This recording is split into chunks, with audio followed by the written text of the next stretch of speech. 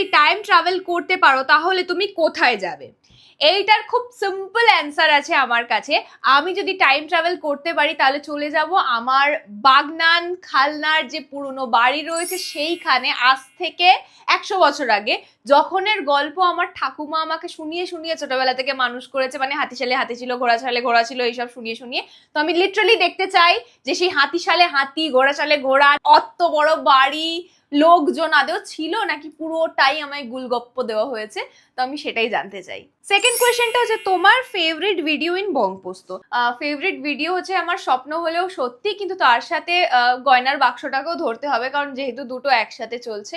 তো স্বপ্ন হলেও সত্যিটা নিয়ে যদি তোমাদেরকে বলি, ওইটা শুট করার পিছনে আমাদের 4টে মানুষের প্রায় 2 মাসের মাথার খাটনি, একদিনের শরীরের খাটনি। মানে সেই দিনটা আমরা যেভাবে শুট করেছি, এখন যদি মনে করি, আমাকে কেউ বলে যে আবার গিয়ে সেম ভাবে শুট করো, যেটা আমি পারবো না।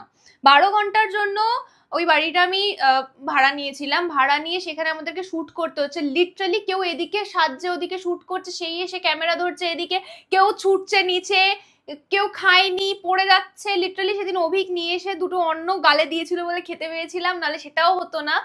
খুব মজা করেছিলাম শুটটাতে, বাট খুব খুব হেক্টিক ডে ছিল। আর ভিডিওর আউটকামটাও খুব ভালো এসেছে। তোমাদের